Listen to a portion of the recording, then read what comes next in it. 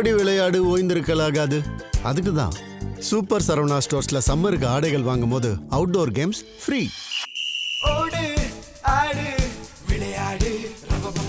Super Saravana stores summer கோடையை கொண்டாடலாம்.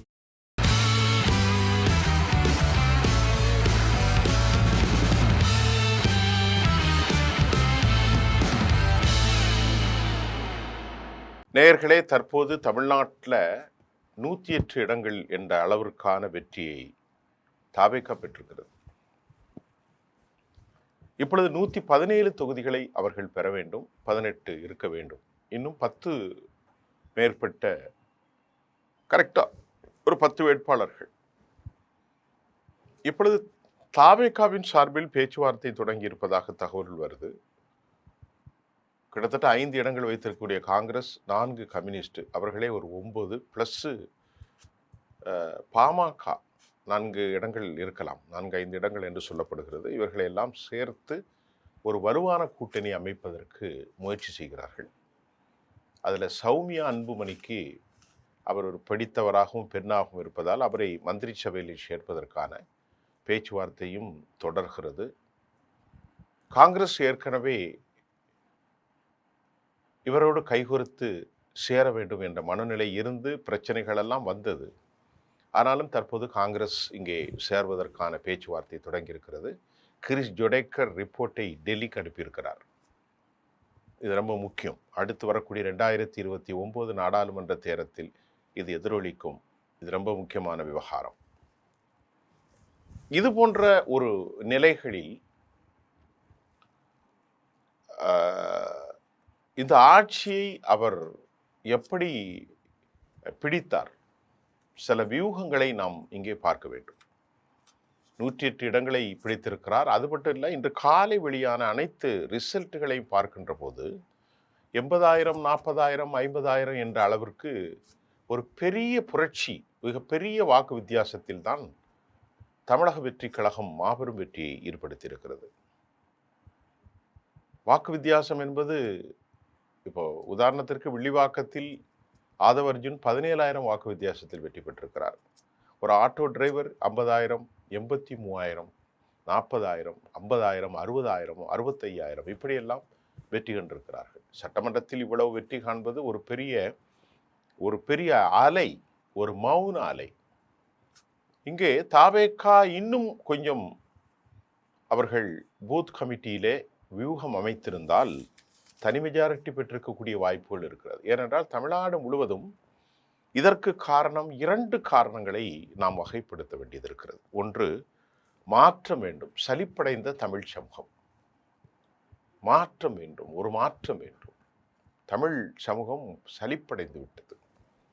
திமுக இந்த தோல்விக்கான காரணம், திமுக தலைவர் திரு ஸ்டாலின் சென்னை கொளத்தூரில் தோல்வியடைந்திருக்கிறார்.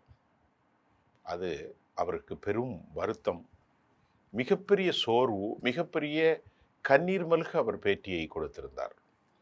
70 வயதை தாண்டிய பின்பும் அவருடைய திட்டங்களை பாருங்கள். மக்களுக்கான திட்டம் என்று சொன்னார்கள். அதில் உரிமை தொகை, ஆட்சிக்கு வந்த தொகை, பொங்கலுக்கு 3,000, அதற்கு பின்பு 5,000, அதற்கு பின்பு ஆட்சிக்கு வந்தால் 2,000, இப்படியெல்லாம் நிறைய செய்தார். உரிமை தொகை, இலவச பஸ் பாஸ், சிற்றுண்டி. ஆனாலும் அவர் தொகுதியிலே மக்கள் 10,000த்திற்கும் மேற்பட்ட வாக்கு வித்தியாசத்தில் அவரை தோற்கடித்திருக்கிறார்கள். அதுவும் சென்னையிலே.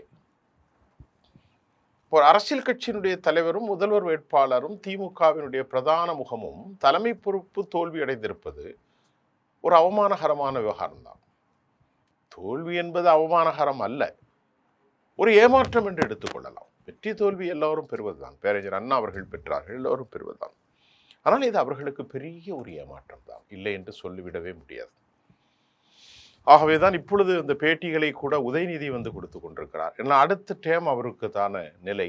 இனி போட்டி உதயநிதி. ஏனென்றால் சட்டமன்றத்தினுடைய எதிர்கட்சியின் தலைவராக உதயநிதியும் ஆளும் கட்சியின் முதல்வராகவும் திரு விஜயும் அமர்ந்திருப்பது தமிழ்நாட்டில் சினிமா கலாச்சாரம் மீண்டும் தலை தூக்கி இருக்கிறது. 2 நடிகர்கள் இப்பொழுது உள்ளே போந்திருக்கிறார்கள். சரி, ஏராளமான பொறுப்புகளும் சிக்கல்களும் இருக்கிறது. இப்போ கட்சியினுடைய வியூக வகுப்பாளர். என்ன நடந்துச்சு அப்படின்னு ஒரு சிறிய தரவை நான் உங்களுக்கு தரேன். தாவேகா வெற்றி பெற்றதற்கான சில வியூகங்களை அவர்கள் வகுத்தார்கள். என்ன வகுத்தாலும் முதல்ல புரிந்து கொள்ளுங்கள், தாவேகா அலை வீசியது. மக்கள் மாற்றத்தை விரும்பினார்கள். திமுக செய்த தவறுகள் நெகட்டிவ் எஃபெக்டா மாறிச்சு. திமுகவுடைய தகவல்னா ஒரு உதாரணத்துக்கு திமுகவினுடைய வாரிசு அரசியல். இப்போ உதாரணத்திற்கு துரைமுருகன் அவங்க பொன்முடி, அதே போன்று முக்கியமான தலைவர் 13 தலைவர்களுமே ஊழல் குற்றச்சாட்டுக்கு ஆளானார்கள். லோக்கல் ரவுடிசம் அதை மக்கள் விரும்பவில்லை. திமுகவினுடைய லோக்கல் ரவுடிசத்தை விரும்பவில்லை. கே.என். நேரு போன்ற ஒரு மூத்த தலைவர்களே பல ஆயிரம் கோடிக்கு ஊழல் புரிந்த வழக்குகளும் கூட பெரும் சிக்கலை ஏற்படுத்தி, இதெல்லாம் மக்கள் விரும்பவில்லை. கடந்த காலங்களைப் போலல்லாமல் இப்பொழுது செய்மதி வழியாக அவர்கள் எல்லாவற்றையும் பெற்றுக்கொள்கிறார்கள். ஒரு சிறிய தொலைக்காட்சி போய் பார்க்க வேண்டியதில் கையிலே தொலைக்காட்சி கேமராவாக உருவாகித்து விட்டது. இப்போ பெண்கள் கூட ஏராளமான பெண்கள் இந்த முறை சின்னத்திரையில் வரக்கூடிய அந்த நாடகங்களை பார்ப்பதை விட செய்திகளை பார்ப்பதில் அதிக ஆர்வம் காட்டியதாக தமிழ்நாட்டில் ஒரு புள்ளி கணக்கு தெரிவிக்கிறது. ஆக ஒரு மாற்றம் வர வேண்டும். இப்போதும் அதிமுக எப்போதும் திமுக இதே தான் சொல்லி கொண்டிருப்பது, நமக்கு ஒரு மாற்றம் வந்தால் நல்லாக இருக்கும் அப்படின்னு அவங்க விரும்புனாங்க. அதற்கு ஒரு வடிகால் அமைக்க வேண்டும். ஒன்று, அந்த மாற்றத்திற்கு தேர்வான ஒரு ஆளாக எடப்பாடியை மக்கள் உதறி இருக்கிறது. கிட்டத்தட்ட 50 தொகுதி 52 என்ற அளவிலே அவர் வந்திருக்கிறார்.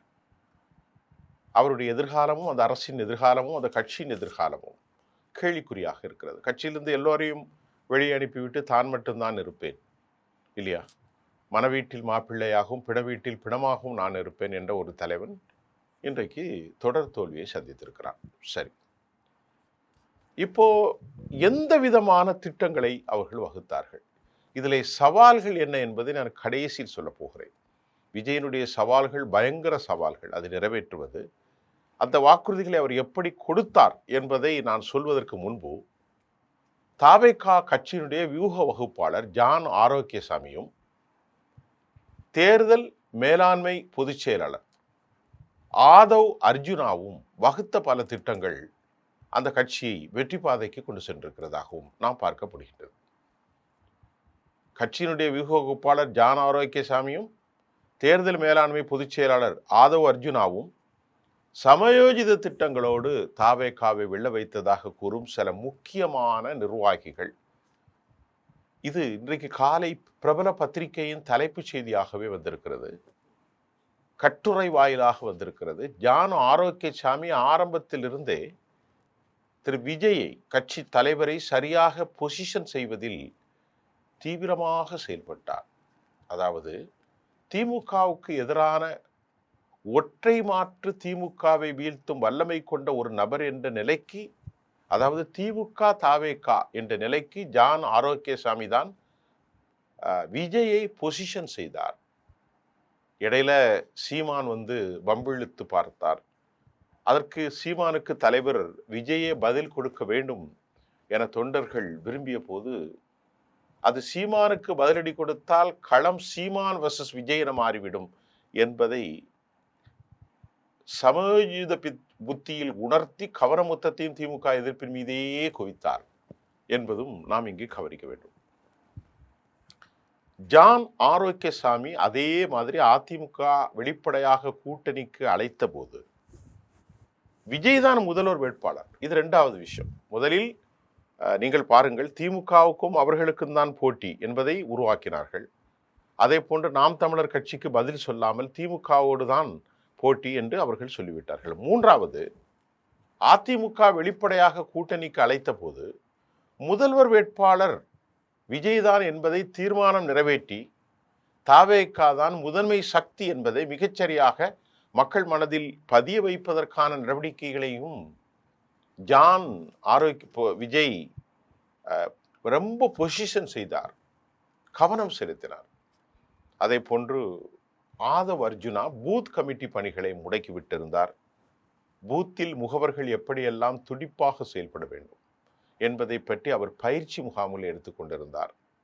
அதே மாதிரி எல்லா வாரமும் தொகுதி வாரியாக சர்வே கணக்குகளையும் கூட தோராயமாக எடுத்து அதன் அடிப்படையிலே இணைவுகளை கலந்தாய்வுகளை அவர் நடத்த தவறவில்லை. இந்த இருவரும் இணைந்துதான் ஜான் ஆரோக்கியசாமி மற்றும் ஆதவ் அர்ஜுனா மிக முக்கிய தருணத்தில் விஜய்க்கு தோள் கொடுத்தார்கள்.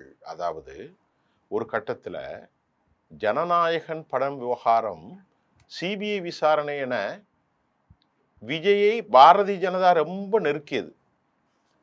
நெருக்கி அதிமுக கூட்டணியில் இணையலாம் வேண்டாம் என 2 விதமான கருத்துக்கள் கட்சிகளுக்குள்ளே கொண்டு போய்விட்டாங்க. அந்த சமயத்தில்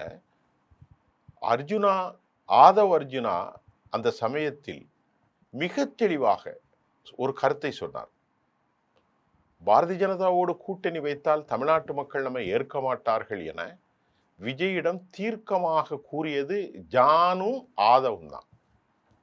ஒருவேளை பாஜகவோடு சேர்ந்திருந்தால் இவர்கள் சிக்கலாகி இருப்பார்கள். மக்களுக்கு நம்பிக்கை போய்விடும். பாஜக ஒரு தீண்டத்தகாத கட்சியாக இன்று மாறி இருக்கிறது. 900 வாக்குகளிலே ஒரே ஒரு தொகுதியிலே மட்டும் அவர்கள் வெற்றி பெற்றிருக்கிறார்கள்.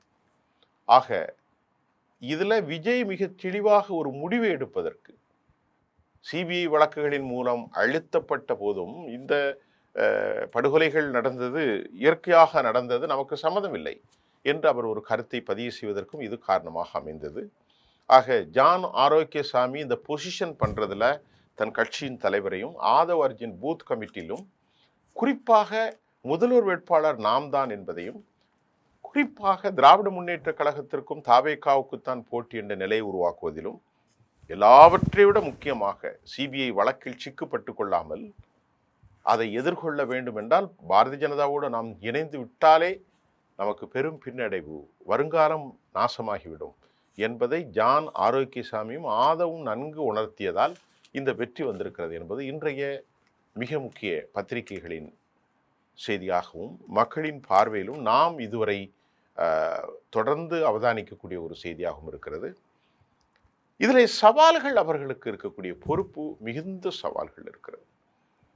தமிழ்நாட்டுடைய கடன் அளவு 11 லட்சம் கோடி நெருங்கிவிட்டது. நாள் ஒன்றுக்கு 18 கோடி வட்டி கட்ட வேண்டிய சூழல்.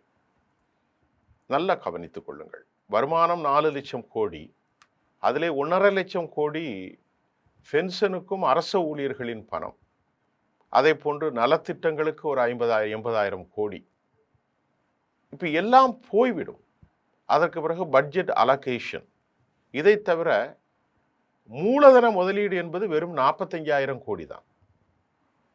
மூலதன முதலீடு கடன் அளவு 26% மிகைத்திருக்கிறது. இந்த கணக்கில் தமிழ்நாடு கடன் வாங்கித்தான் இந்த பணிகளை செய்ய வேண்டும். இப்போது இவர்களுடைய இன்று காலை நாம் பார்த்தபோது நிதி நிலைமையை கையாளக்கூடிய ஒரு அனுபவமோ ஒரு விவகாரமோ இவர்களிடத்தில் இல்லை. எந்த கட்சியிலும் இருந்தாலும் ஐஏஎஸ் ஐஎஃப்எஸ் ஆஃபீஸர்கள் இருக்கிறார்கள். ஆனாலும் முதல் சவால், நான் ஆட்சிக்கு வந்தால் 2,500 ரூபாயை கொடுப்பேன். இதற்கு மட்டும் 48,000 கோடி 40,000 கோடி ஆகிறது. 2,500 கோடி கொடுக்க வேண்டும் என்றால் நாள் ஒரு மாதத்திற்கு 5,000 கோடி ஆகிறது. திராவிட முன்னேற்ற கழகம் 12,500 கோடியை கொடுத்தது. இதனை மிக முக்கியமாக பாயிண்ட் நம்பர் 1, பாயிண்ட் நம்பர் 2, வருடத்திற்கு 6 கேஸ் கொடுக்க வேண்டும். ஒரு குடும்பத்திற்கு 6,000 ரூபாய் வருடம் கொடுக்க வேண்டும். எத்தனை லட்சம் கார்டுகள் என்று நீங்கள் யோசித்து பாருங்கள். 2.5 கோடி கார்டு இருக்கிறது. 3வது இலவச பஸ் பாஸ். எல்லோரும் வாருங்கள், அரசு பஸ்களில் ஏறுங்கள், ஃப்ரீயாக பயணியுங்கள். எவ்வளவு பைத்தியக்காரத்தனமான திட்டம்! இதற்கு பல லட்ச போக்குவரத்து துறை இன்றைக்கு 56,000 கோடி ரூபாய் லாஸில் இருக்கு. மின்சாரத்துறை 2 லட்சம் கோடியிலே லாஸா இருக்கு. ரொம்ப கவனியுங்கள். 3வது இந்த துறை. 4வது வேலை இழந்த பட்டதாரிகளுக்கு, வேலை இல்லாதவர்களுக்கு 4,000, முதியோர்களுக்கு மற்றும் 3,000. அதே போன்று 7 லட்சம் திருமணத்தில் இருக்கிறவர்களுக்கு 1 லட்சத்திற்கு மேற்பட்ட பணம், அதாவது நகை, ஒரு பவுன். பிறந்த பிள்ளைகளுக்காக கிட்டு, விவசாயிகள் கடன் ரத்து, 200 அதாவது ரீடிங்கில் நமக்கு 200 அளவுக்காக அந்த யூனிட்டை தள்ளுபடி செய்கிறாங்க. 500 யூனிட்டில் 200 யூனிட்டை தள்ளுபடி பண்ணால் எப்படி தமிழ்நாட்டை கொண்டு செல்ல முடியும்? 60,000 கோடி ரூபாய்க்கு நாம் 20 ரூபாய் என்ற அளவுக்கு திராவிட முன்னேற்ற கழகம் சைன் பண்ணியிருக்காங்க. மின்சாரத்துறை கடும் போக்கில் 2 லட்சம் கோடி. இதில் 200 யூனிட்டை எப்படி தள்ளுபடி செய்வார்கள்? நாங்கள் கேட்கிற போது இதற்கெல்லாம் பல லட்சக்கணக்கான கோடி ரூபாய் வேண்டும். இந்த நான் சொன்ன அந்த ஸ்கீமில் பல லட்சக்கணக்கான கோடி ரூபாய்கள் வேண்டும். இந்த பணங்கள்லாம் எங்கிருந்து கிடைக்கும்? கொஞ்சம் அறிவுபூர்வமாக பேசணும். பாருங்க, உரிமை தொகை 2,500, பஸ் பாஸுக்கு பணம் கட்டணும், 200 யூனிட்டு மிச்சம், அப்புறமா விவசாயிகள் கடன் தள்ளுபடி, அது மட்டும் இல்லாமல் எம்எஸ்எம்இக்கு வட்டி இல்லாத கடன் 5 லட்சம் ரூபா. சரியா? இது போக இந்த விஷயமே கொடுக்க முடியாது. இவ்வளவுமே மின்சாரத்துறைக்கு, போக்குவரத்து துறைக்கு, உரிமை தொகைக்கு, பென்ஷனுக்கு, இதில் இல்லாமல் ஜியோ அரசு ஊழியர்கள், செவிலியர்கள் எல்லோருடைய கருத்துக்களையும் நிறைவேற்றப்படும். தோழர்களே, இதை நிறைவேற்றுவதற்கு மட்டும் 5 லட்சம் கோடி ஆகும். தமிழக அரசினுடைய பட்ஜெட் 4 லட்சம் கோடி. கடன் வேறு 11 லட்சம் கோடி. வட்டி நாள் ஒன்றுக்கு 18,000 கோடி. இப்பொழுது 22,000 கோடி அதிகரிச்சிருக்கிறது. 22 கோடி. தமிழ்நாட்டினுடைய மூலதன செலவுகள் 45,000 கோடி. சம்பளம் கொடுப்பதே 1,50,000 கோடி. டாஸ்மாகின் வருமானம் 48,000 50,000 கோடி. டாஸ்மாக் குறித்து உங்களுடைய பார்வை என்ன? பெண்கள் குறித்து உங்களுடைய பார்வை என்ன? நீங்கள் பிகிலாக வந்து விட்டீர்கள். இதெல்லாம் எப்படி செய்ய போகிறீர்கள்? பெருத்த சவாலில் தான் இந்த ஆட்சி அமைகிறது. நான் ஒரு பத்திரிகையாளராக எனது பார்வை, தமிழ்நாட்டில் பொருளாதார நெருக்கடி, இன்ஃப்ளேஷன், இதற்கிடையில் 1.5 ட்ரில்லியனை நோக்கி நீங்கள் பயணிக்க போகிறீர்கள். 1.5 ட்ரில்லியன் என்றால் எவ்வளவு? அந்த மதிப்பீடாவது தெரியுமா? 95,000 கோடி, 95 லட்சம், அதாவது 100 லட்சம் கோடி, கிட்டத்தட்ட 100 லட்சம் கோடி. உலக பொருளாதாரத்தில் 1.5. சரி, அது கூட தப்பி கழித்து விடலாம். 5 லட்சம் பேருக்கு வேலை எப்படி கொடுக்க போகிறீர்கள்? உங்களுக்கு ரெசிப்ராக்கல் டேரிஃப் என்று தெரியுமா? இதெல்லாம் பெரிய சவால் சார், ரொம்ப சவால். வாக்களித்து விட்டார்கள் இளம் பிள்ளைகள், ஆனால் அதனை பொறுப்போடு செயல்படுத்த வேண்டும். நாங்கள் பேசுகிறோம் என்றால் சும்மா பேசவில்லை. எல்லாவற்றையும் உள்வாங்கி பல்லாயிரக்கணக்கான அரசு நிகழ்ச்சிகளை நடத்தித்தான் அந்த எக்ஸ்பீரியன்ஸை உங்களுக்கு சொல்கிறேன். கடும் நெருக்கடிக்குள்ளாகும் தமிழ்நாடு அரசு. இது விசில் ஊத முடியாது. எப்படி சமாளிப்பார்கள்? காலம்தான் அதற்கு பதில் சொல்லும். மீண்டும் அடுத்த செய்தியில் உங்களை சந்திக்கின்றேன். நன்றி.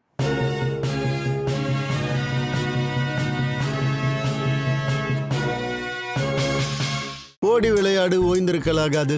அதுக்கு தான் சூப்பர் சரவணா ஸ்டோர்ஸ்ல சம்மருக்கு ஆடைகள் வாங்கும் போது outdoor games free. Super Saravana stores summer கோடையை கொண்டாடலாம்.